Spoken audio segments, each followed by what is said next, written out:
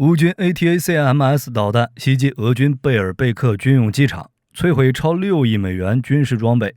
俄军发动的大规模攻势，4天损失近6000人。随着战争的持续，俄军的击毁之窗正在缓慢关闭。为适应未来新战场，美陆军在致命营 24.1 操演中验证多种无人机协同新战法，完成 AML 无人海马斯试射。下面请看详细报道。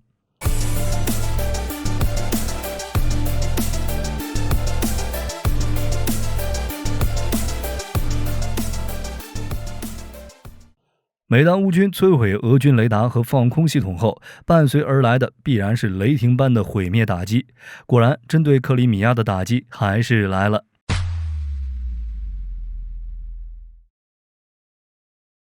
前几天，大概是5月13日早上，乌军使用暴风营导弹袭击了俄军在克里米亚艾佩特里山的俄军防空基地。要说艾佩特里山有什么特殊之处，主要是这里有克里米亚最大的雷达基地，各式雷达组合成了一个复合侦测基地。2014年，克里米亚半岛被俄军占领后，还专门组建了俄空军第3无线电特种团，也被称为85683部队。而此次乌军的袭击直接造成基地指挥官亚历山大·库拉科夫上校死亡，多个雷达系统严重受损。在俄军忙着恢复探测能力时，5月15日凌晨2点左右，乌军使用 ATACMS 导弹和多款无人机袭击了俄军在克里米亚的贝尔贝克军用机场。据悉，该机场距离前线225公里，驻扎着俄空天军第4近卫防空集团军第38歼击航空团，停放有20余架苏34、苏35战机。对于袭击造成的损失，俄罗斯国防部十分嘴硬，对外宣称击落了所有来袭导弹。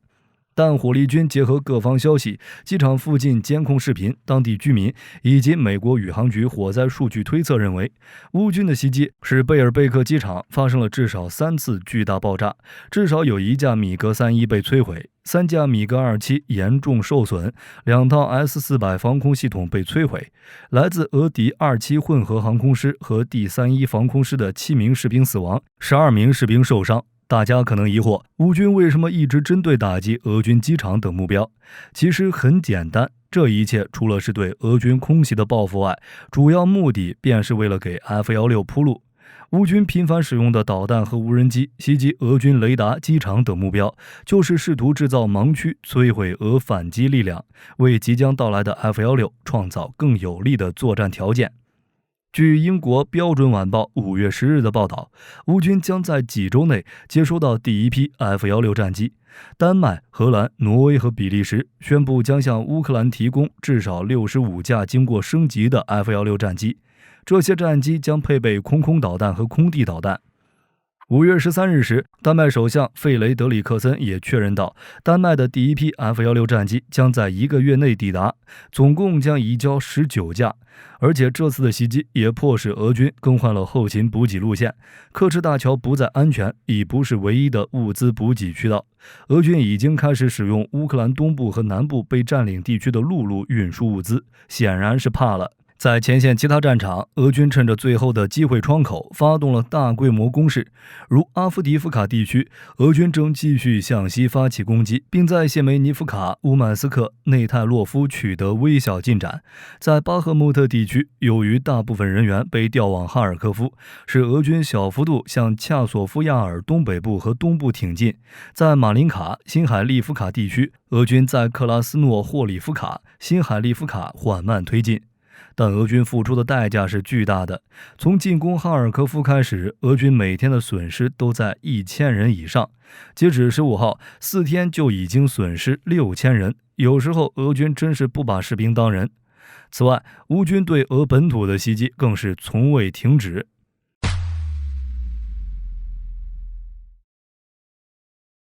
在俄军全力进攻哈尔科夫时，乌军火炮和无人机对等向别尔哥罗德发起了攻击。如5月14日，乌军无人机奔袭400公里，袭击了俄罗斯伏尔加格勒地区萨莫法洛夫卡的科特卢班车站，导致9节火车脱轨，载有柴油、汽油的油罐车起火。奔袭600公里，袭击俄罗斯楚瓦什地区新切伯克萨尔斯克钦普罗姆化工厂，引发大火。5月15日凌晨时，俄罗斯罗斯托夫州一处油库遭到乌军2架无人机袭击，引发大火。同一天，莫斯科郊区普罗格雷索军事装备厂变电站起火。对于乌军使用无人机和美制武器针对俄本土目标的常态化打击，布林肯保持了开放态度。他表示，华盛顿不鼓励、不支持乌克兰对俄本土实施打击，但我们绝对致力于帮助乌克兰获得这场战争的胜利。乌克兰可自行决定如何对俄罗斯采取军事行动。其他一些国家态度也逐渐发生了转变，如英国、拉脱维亚等一些国家也都允许援助的武器可以对俄罗斯本土进行打击。总之，随着战争的持续，美国援助的逐步抵达，俄军的机会之窗正在缓慢关闭，俄军的损失也将越来越大。在援助方面，布林肯5月15日表示，美国额外向乌克兰提供20亿美元的军事资金，这些资金将通过国防工业基金为乌克兰从其他国家购买武器。这是继10亿美元援助、60亿美元长期援助、4亿美元援助后的第4笔20亿美元援助。布林肯还表示，美国将在未来几周与乌克兰签署安全协议。他称，美国的新支持是在关键时刻到来的，美国将坚定不移地支持乌克兰。与此同时，据乌克兰官方报道，5月14日，乌克兰开始与卢森堡进行谈判，缔结安全保障协议，其重点是防务合作和卢森堡对乌克兰的长期支持。自俄罗斯全面入侵后，卢森堡不仅对乌克兰持续声援，还在2023年一整年为乌克兰提供了近9000万欧元的军事援助，占其国防预算的17%。除此之外，卢森堡还提供了大量人道主义援助，包括向活跃在乌克兰的联合国机构和卢森堡非政府组织捐赠400万欧元等等。目前，乌克兰已经与多个国家签署安全保障协议，在即将到来的瑞士和平峰会，乌克兰有望获得更多支持。值得注意的是，5月初，波兰总理图斯克在接受采访时称，北约军队确实存在乌克兰境内。他认为，为了帮助乌克兰维持作战能力，北约正在提供尽可能多的援助。如果没有北约的支持，乌克兰很难独自应对当前局势。同时，他还强调称，在乌的北约部队包括基层士兵、观察员和技术人员等，但并未具体说明是哪个国家的士兵在乌克兰，也没有透露具体人数。而好巧不巧，爱沙尼亚总统安全顾问在接受突破防御采访时说，爱沙尼亚政府正在认真讨论向乌克兰派遣部队接管非直接战斗任务、担任后勤角色的可能性，以让更多乌军能在前线作战。会不会是爱沙尼亚呢？拉脱维亚也在近期的政府闭门会议上决定拨款1000万欧元为乌克兰购买火炮弹药。这笔援助资金已得到总理艾维卡·西利西亚和国防部长安德里斯·斯普鲁德斯的确认，将通过2024年2月慕尼黑安全会议上提出的捷克计划进行援助，以解决乌克兰存在的弹药短缺问题。坦克出现以后，先与步兵混编协同作战，但却无法充分发挥坦克在火力、防护、机动的综合优势。只有将其编成为机械化兵团，才能形成无坚不摧的钢铁洪流。同理，无人装备的出现后，混编状态下，它仅用于排雷、危险地域作业等。只有将无人装备独立编程，才能发挥其全域感知、快速识别、海陆空一体、自主推进等全知全能的特性。如今，在各军事强国中，美军的无人化发展无疑是最全面的，如美空军复制者计划的可消耗无人机、CCA 计划的 AI 女武神、毒液计划的 AI 版 F-16。美海军和美陆军的无人力量更是形成了独立编制，成建制走向了战场。前者是火力军之前提到的第3无人水面舰艇中队，该中队将专注于小型无人水面舰艇的战术、技术、程序及作战概念，而后者则是建立起了机器人自主系统排，且要在下一场战争中让其打头阵。问题来了，未来战争已注定是一场集信息化、数字化、自主化的高科技战争。美陆军为自己的机器人排牵头部队都做了哪些努力？美陆军的机器人自主系统排和第3无人水面舰艇中队一样，都是近期刚宣布的。目前已建成的有2个，一个部署在第82空降师，一个部署在美陆军卓越机动中心，用于作战试验。而为了充分发挥机器人排减少一线作战人员伤亡的优势，美陆军不仅开发了多种无人机协同新用法，还更新了无人装备，完成了无人海马斯的试射，使美陆军的无人装备体系愈发成熟完善。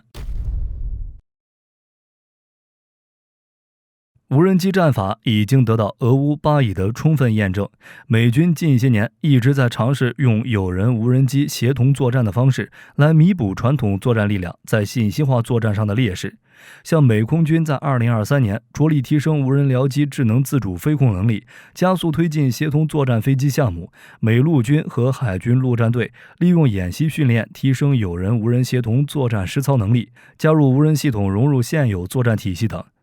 到了美陆军，既与美空军一样推进无人机项目，又学习美海军进行实战操演。如战功彪炳的101空降师2旅，在今年4月底进行致命鹰 24.1 操演时，广泛运用无人机执行侦察任务，并将其与迫击炮、导弹等各式取射武器结合运用，有效缩短了击杀链，也就是可以更快完成找寻、标定和摧毁目标程序，改变了美军以往传统大型精密和昂贵装备平台为主力的作战方式。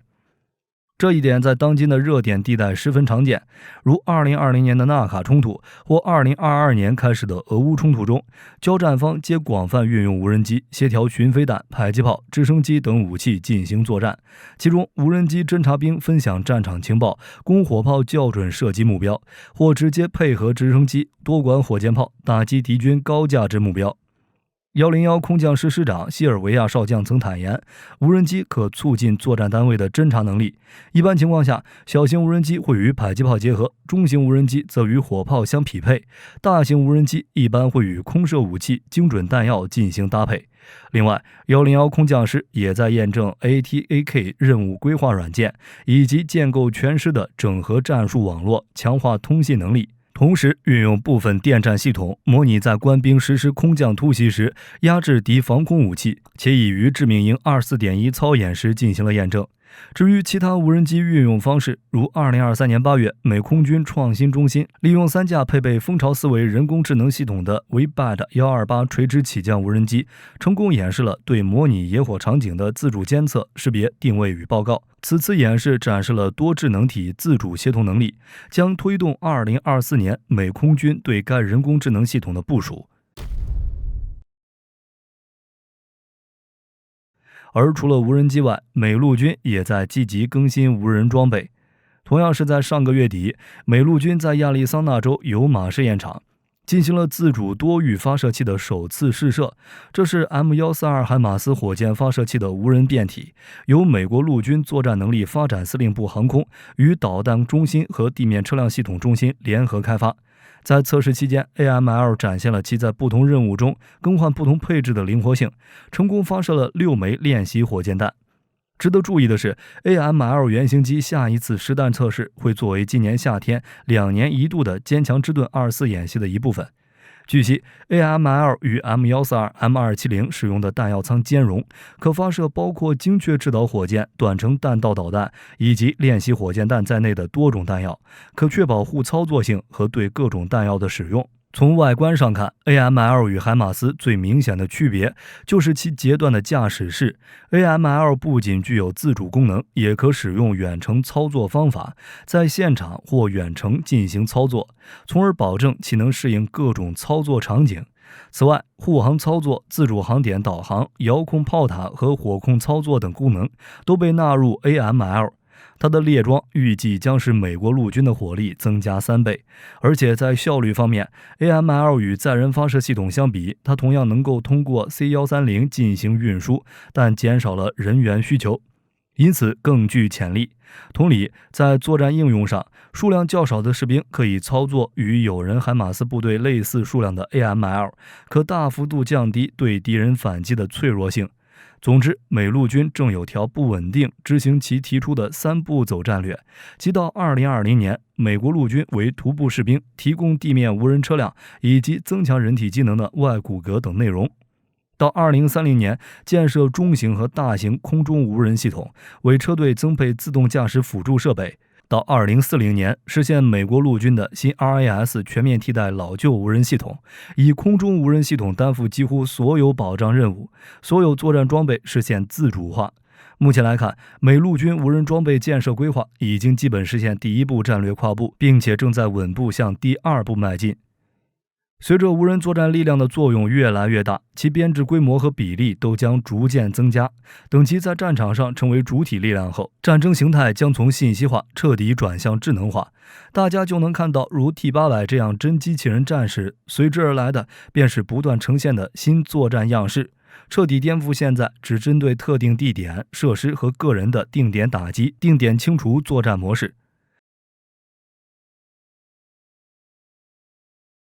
拉脱维亚为乌克兰的火炮弹药需求提供1000万欧元。据拉脱维亚日报5月14日报道，拉脱维亚政府在闭门会议中决定拨款1000万欧元，用于向乌克兰提供火炮弹药援助。此次援助基于今年2月的慕尼黑安全会议期间的捷克计划。捷克将向乌克兰供应超过80万发火炮弹药，预计将于6月交付第一批北约标准155毫米火炮弹药和122毫米炮弹。拉脱维亚国防部长斯普鲁兹表示，这笔拨款是拉脱维亚对乌克兰持续财政支持承诺的一部分。今年内，拉脱维亚将向乌克兰提供拉脱维亚国内生产总值2.5%的军事支持。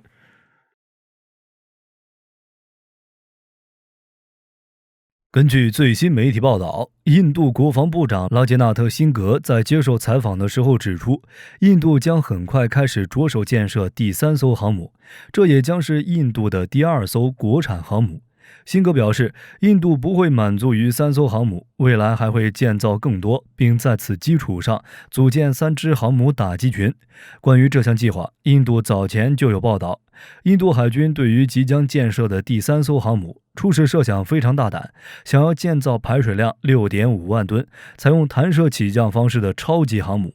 但由于建造产生的费用高昂，印度无力承担，最终改成了排水量4.5到5万吨左右，类似于维克兰特的中型航母。这一建设提案早在2013年11月30日就通过了，但印度官方到目前为止并未公布这艘航母的后续设计和建造的具体计划。好了，本期节目到这里就结束了。大家对美军无人装备的独立编组有什么要补充的？何时才会有如 T800 一样的机器人？欢迎在评论区留言。我是火力军，下期再见。